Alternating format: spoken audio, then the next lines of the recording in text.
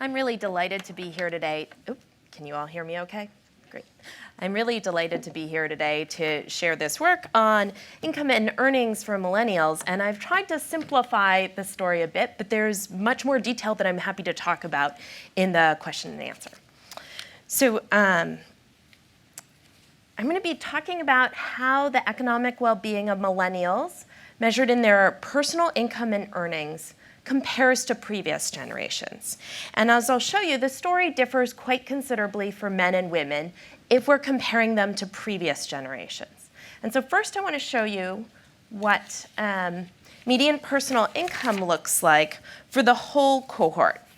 And this is including everybody. This is including women and men for 4 different cohorts. The millennials are the line in blue with the dots. Gen X is in red. Silent generation is in orange, and I don't know if you can see very well, but the baby boomers are in green. But I want to draw your attention to the millennials, that line in blue with the dots. Okay, so this graph shows median personal income by age. And the main source of income for people in the 20 to 35 year age range is going to be earnings. But it also includes disability insurance payments, so SSDI, unemployment payments, child support, and alimony. This is not total family income, this is personal income. Okay. It includes everyone, as I said, including those in school and those who are stay-at-home parents and those who are unemployed. So this gives us a sense of how the cohort overall is doing in terms of their personal income. The data source is the current population survey, and I'm drawing on 50 years of data here with adjustments for inflation. So as you can see, hopefully everyone can see quite well, it looks like between 20 and 25, when many people are enrolled in school, the millennials are kind of in the middle of the pack or toward the bottom of the pack. And no doubt some of this is reflecting that more millennials are enrolled in school than in some previous generations. But it looks like the millennials are hanging in there pretty well with Gen X past age 25, right? And so this would suggest that despite the Great Recession, we don't see a lot of evidence of a scarring effect for the median. That's the middle of the distribution, their personal income. Okay, so neither are they making great strides, but here we don't see what seems to be evidence of a real problem for the millennials, at least at the middle, at least at the average. But what I want to show you is that the story differs considerably by gender. And so on the left, we have men on the left and women on the right. And what you'll see is that blue line for men, at least until age 35, is considerably lower than for previous generations. So this is the income for all men, not just those who are employed, but all men, right? And can everyone see that on there, that they are definitely doing worse than previous generations? Now, the story is very different for women. So for women, the millennial women are doing similar to Gen X in terms of personal income throughout this age range, and they do a little bit better past age 25 than Gen X women. And they're doing a lot better than the boomers in the silent generation on personal income.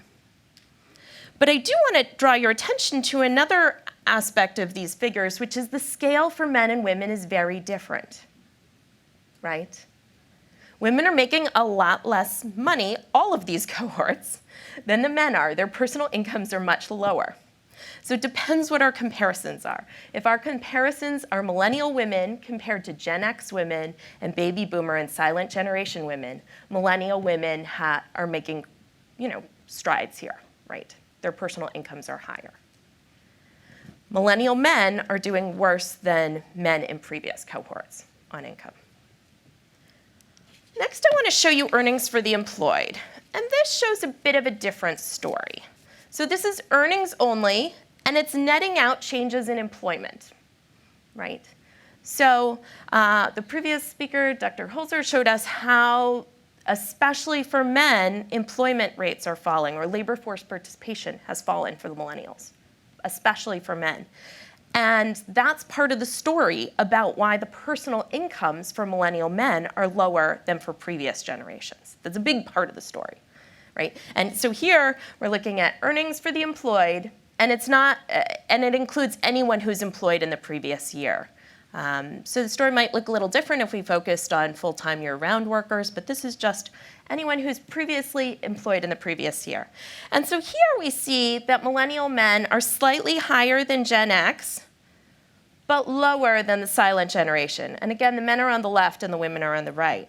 And so here we come away with less of a gloomy story than if we focus on personal income only. And it looks like in their 30s, millennial men, the median incomes, or median earnings rather, for millennial men has even inched above Gen X. Now, this is just the oldest members of the millennial cohort, and we'll see if this holds when the younger members of the millennial cohort, those younger members who are most impacted in some ways, or perhaps would show the most scarring from the Great Recession when they reach these early 30s, so we'll see what happens. But I think this is quite interesting once we net out the unemployment, what we see here. For women, we see that women workers, their median earnings are higher for millennials than for previous cohorts.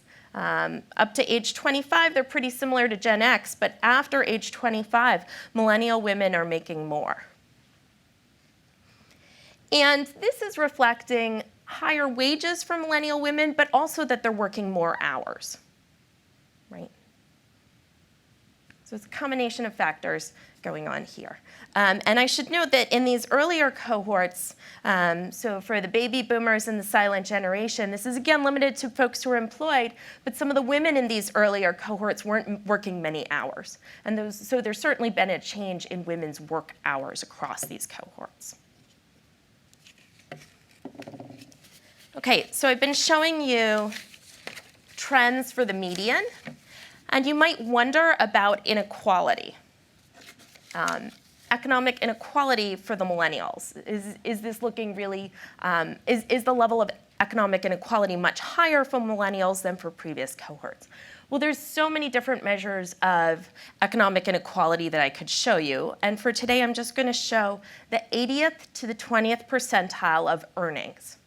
So we're going to line up workers by how much they earn with those with the lowest earnings among workers at the bottom and those at the highest at the top. And if we pick the person who sits at the 20th percentile and the one who sits at the 80th percentile and take the ratio of those earnings, what does it look like for these different generations or cohorts? So again, we have the men on the left and the women on the right. And if you look at what's happening for the millennials, that blue line with the dots, we can see that for men, that ratio, the 80-20th ratio in earnings, is higher for millennials at all of these ages, 25 through 35, than for Gen X or any previous cohort, right? So millennial men at the 80th percentile are making 7 times more, or have 7 times higher earnings than the millennial men at the 20th percentile.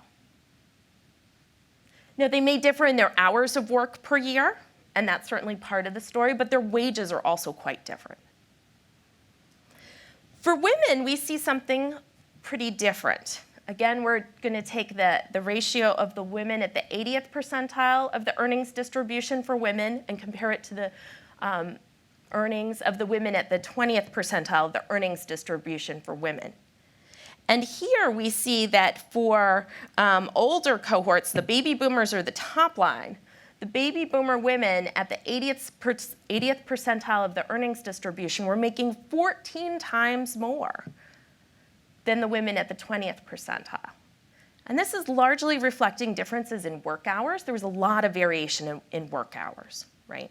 And we see a narrowing of the distribution of work hours among women who are employed.